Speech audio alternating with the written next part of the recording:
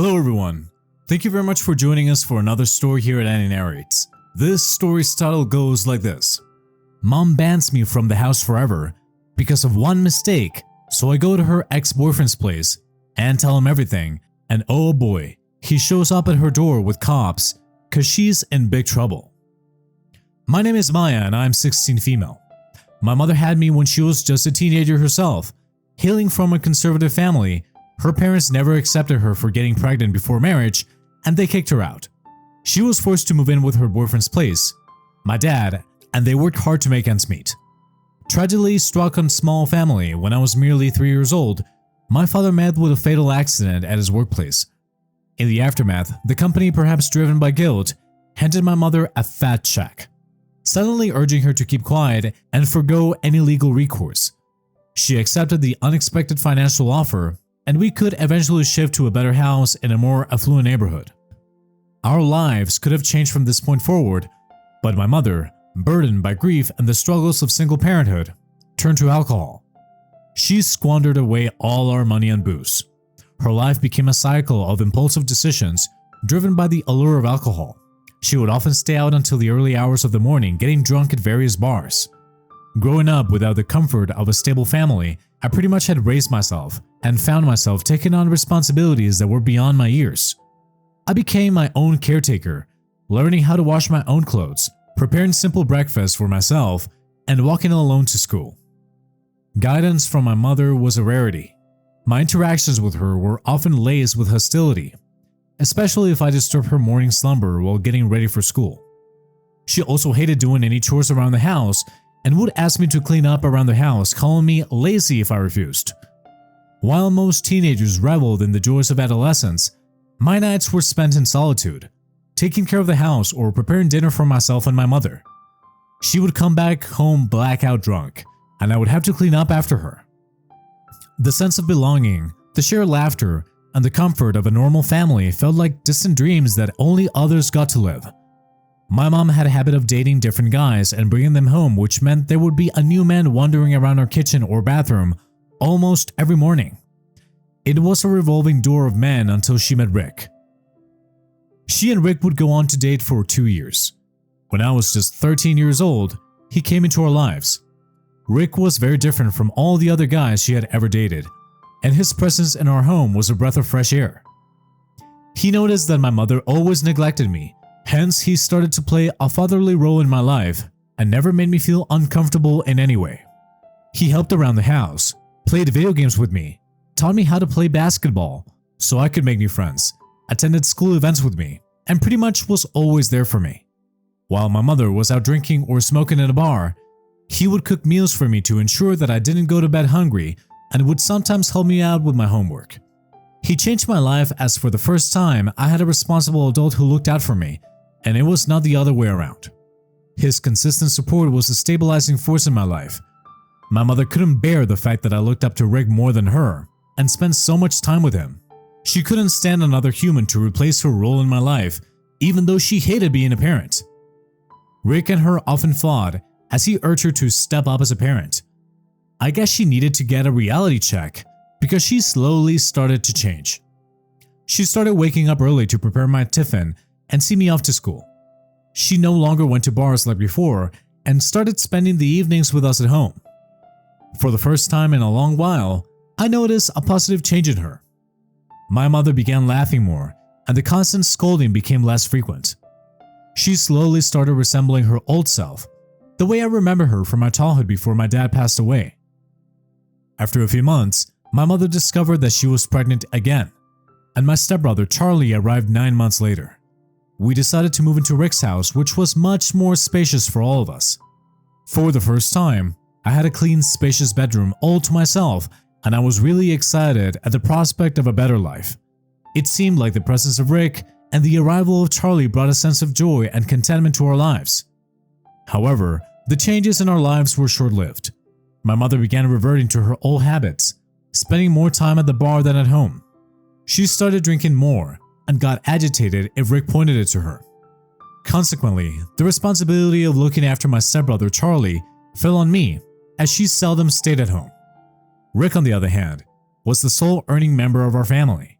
He returned home after working late at night and would then take over caring for Charlie. As a teenager, I longed to go out with my friends, but I was confined to the house to ensure my brother didn't suffer due to my mother's neglect. During this time, I didn't mind as much taking care of my brother because I loved him, and Rick helped me out whenever he could. Every day, my mother returned home more and more drunk. This would usually lead to her and Rick fighting with each other as he tried to reason with her and urge her to be a more responsible parent. Their arguments became more frequent, echoing through the walls of our once happy home. I could sense the tension growing each day as my mother's alcohol-fueled escapades escalated. One night, my mother, in her drunken state, brought another man into the house. This act of betrayal proved to be the breaking point for Rick, and he decided to end their tumultuous relationship. This angered my mother, as she wanted him to forgive her for such a harmless mistake, as she put it. He didn't, and this resulted in a messy custody battle for Charlie. The judge, recognizing the need for stability in Charlie's life, aimed for a balanced solution. So, it was decided that he would be spending 4 days with my mother and 3 days with Rick. Throughout all this, Rick was beyond compassionate towards us, understanding that my mother couldn't afford to live in a decent neighborhood on her own. As she was unemployed and concerned for our well-being, he graciously let us stay in this house until my brother Charlie and I grew up and moved out. He made my mother sign an ironclad agreement that had these conditions specifically mentioned, along with the child support money that he would be paying every month for Charlie. This temporary solution allowed my mother and me to remain in his place while he found alternative living arrangements. Rick and I have since stayed in contact, and he continues to remain a supportive figure in my life. He consistently attends all my parent-teacher conferences and never misses an opportunity to show up and support me during school events. After Rick moved out, the custody routine decided by the judge brought its own set of challenges and adjustments. During the 4 days that Charlie was supposed to stay with us, my mother would be out in bars where she would drink until oblivion. I had to take on the responsibilities of Charlie's well-being. The burden of caregiving fell squarely on my shoulders, and I also struggled to manage my studies. My mother constantly relied on me to babysit and care for him while she frequented pubs in the evening. Despite having school commitments and assignments to complete, she insisted that I should play the role of a good sister and look after him. While I cared for Charlie deeply, the constant responsibility of looking after a child at such a young age was undeniably draining. I used to complain to her, but she would scream at me, saying that it was the least that I could do and threatened to kick me out if I didn't listen to her. Now, coming on to the story of what happened, I had been looking forward to my prom night for a long time. When prom was announced at school, I excitedly told my mother, hoping that she would buy me a dress. However, she showed little interest in the occasion. It was Rick who stepped in at the last minute to purchase a dress for me. I was beyond happy to accept his offer, and we bought a simple yet pretty dress for my prom. I was excited about the night, and in the days leading up to the prom, I kept reminding my mother about this special night. The much anticipated day of prom arrived, and I woke up with excitement bubbling within me. I looked forward to the prospect of getting ready and spending a memorable evening with my friends. However, my excitement was quickly dampened when my mother dropped the bombshell that I was required to stay back and take care of Charlie. In disbelief, I reminded her that it was my prom night, an event I had eagerly awaited for the last few weeks.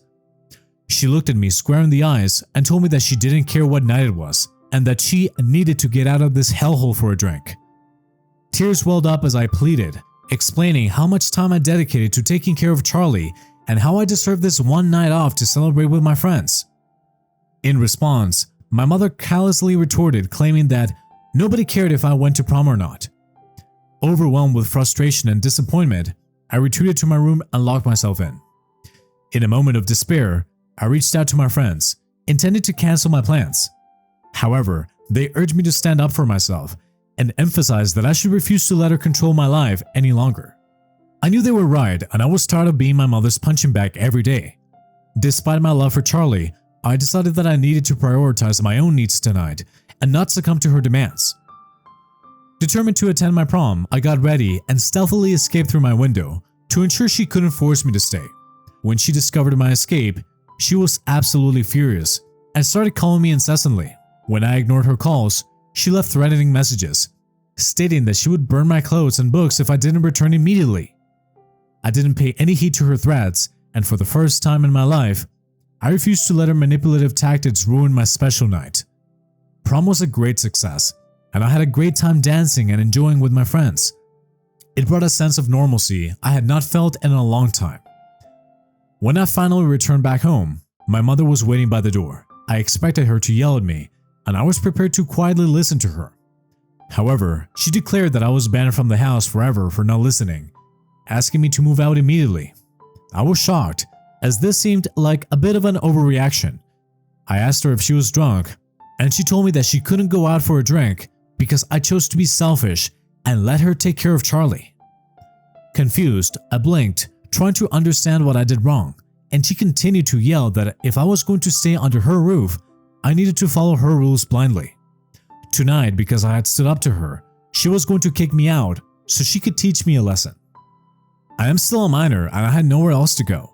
I was embarrassed to call my friends in the middle of the night for help after we had such a fun night at prom, so I had no choice but to turn to Rick, who was the only adult that I trusted.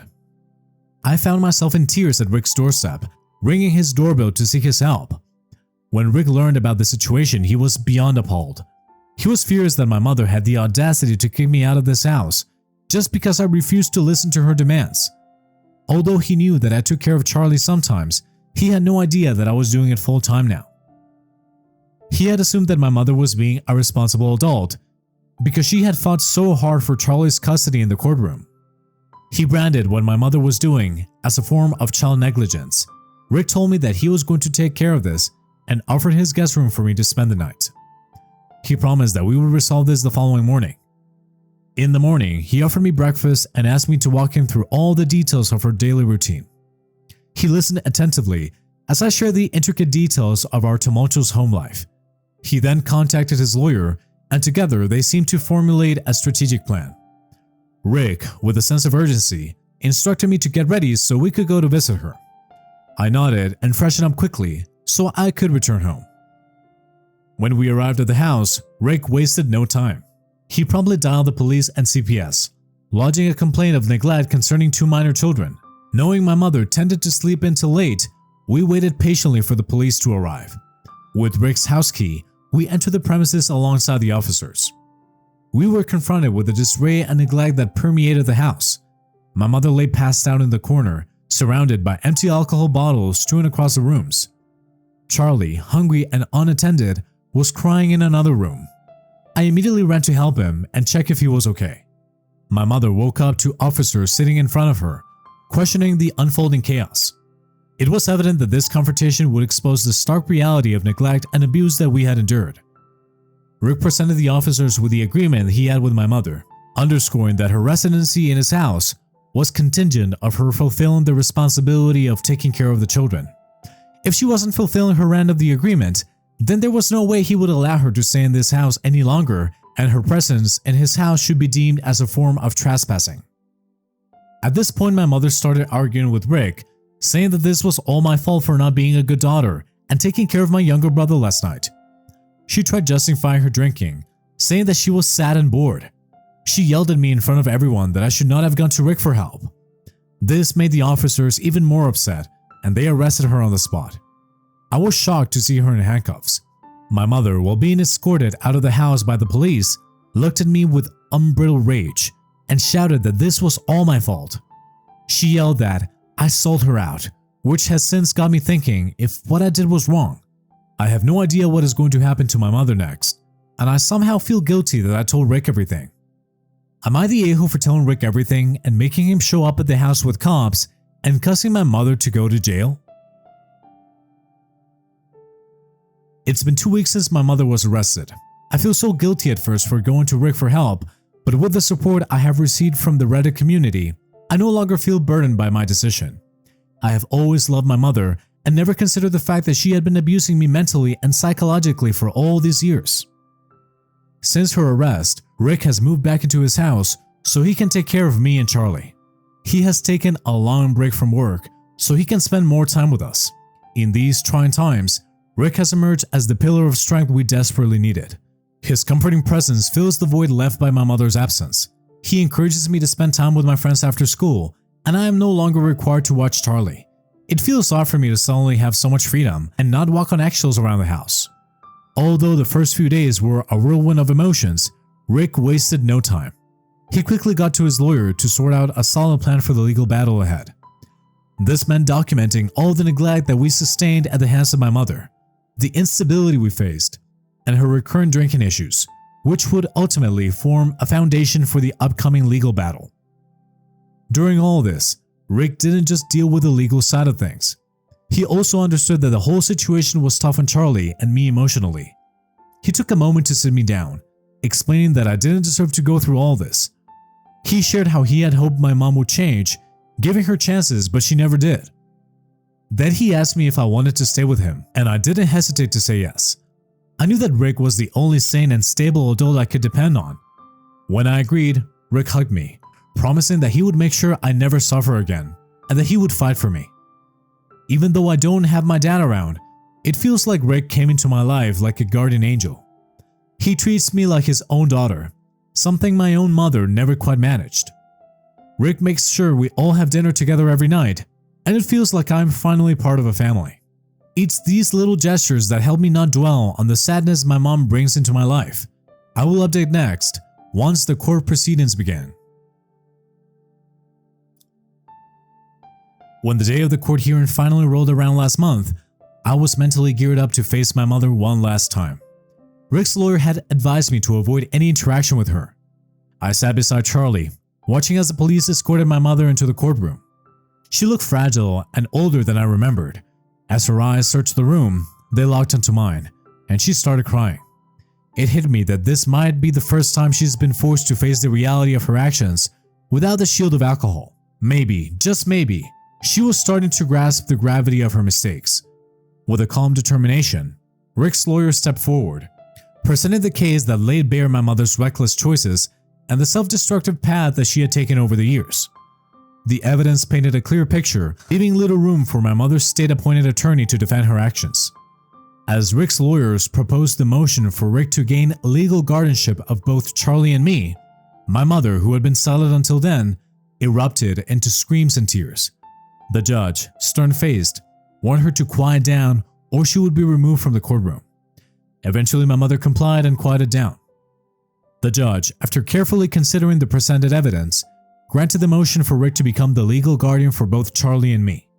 My mother sat there, visibly shocked, and her eyes searched for mine, but I couldn't bring myself to meet her gaze. It felt like a heavy burden had been lifted, a blend of relief and a newfound sense of security settling in. In that moment, despite a part of me yearning to shed tears for the loss, I knew that this decision marked a crucial turning point in my life. It signified the start of a fresh chapter under Rick's care, a chapter where stability and support would hopefully replace the chaos I had known for far too long. Since the court hearing ended, the last month had been a whirlwind of emotions and adjustments. The reality of the judge's decision has sunk in, and living under Rick's guardianship has brought in a mix of stability and security. On one hand, it feels like we're finally catching a break from the chaos, and Rick's support is a rock to cling to. But there's also this lingering void from my mom not being around, and her cries in the courtroom are still fresh in my mind. Every day is like stepping into a new territory, trying to figure out what this legal post-battle life looks like. Rick's been suggesting that I give therapy a shot to help me navigate through these conflicting emotions. He's made it crystal clear that he won't stand in the way if I ever decide to reconnect with my mother. The ball's entirely in my court. The idea is that therapy could be a tool to help me better handle the roller coaster of feelings that come with all of this. Hopefully, with time and a bit of professional guidance, I will find a way to deal with these emotions, untangle the mess, and figure out what feels right for me. It's been 3 months since my last update, and I'm happy to report that my life under Rick's care has been going smoothly. I have shifted schools, and I currently go to a school which is much better than my last one, and is located in our neighborhood, so this means I don't have to walk very far. The change was a bit nerve-wracking at first, but the supportive teachers and my new friends have made it a positive experience. Rick's been a champ, helping me with the transition and ensuring that I feel comfortable in this new setting. Basketball practices with Rick have become a regular thing. It is a shared activity that brings a sense of normalcy to our routine. This isn't about a game. It's a way for us to bond and enjoy some quality time together. Rick has also introduced me to his family as his daughter, and they have welcomed me with open arms, which has been heartwarming to say the least. Sundays have become this delightful routine. After church, we head over to Rick's parents' place for lunch. It's a small tradition, but it means the world to me. The laughter, the shared meals, and the genuine conversations make these visits something I look forward to each week. Charlie's thriving, and let me tell you, he's an absolute gem. No matter what others might say about the sacrifices I have made over the years to take care of him when my mother wasn't around, I wouldn't have it any other way. Our bond is unbreakable, and we have always been close as siblings. It's not about the sacrifices, it's about the connection and love we share. And I can't wait to watch him grow up to be a gentleman, just like our father Rick. The therapy Rick nudged me towards has been surprisingly helpful. Sorting through the emotional baggage is no walk in the park, but it's a step-by-step process, and I can feel the progress. I have started reconnecting with my mom through letters, and it's currently a work in progress. Talking over the phone or meeting her in person still feels like a big ask, and I'm not ready yet. But my therapist's encouragement to express my feelings through letters has been a game changer. It's given me the freedom to decide how far I want to rebuild that connection. My mother has since apologized to me through letters, but it's going to take me some time before I fully forgive her. As I look towards the future, I can't help but feel a profound sense of gratitude. Rick, with his unwavering support and commitment, has become the parent that I never had. I am grateful to finally be a part of a family that I can be proud of and to watch Rick guide us toward a brighter, more stable tomorrow. And that was a wrap up for today's story. Thank you very much for listening. Go ahead and smash the like button for me and subscribe for more stories. Thanks again. We will be seeing you in the next one.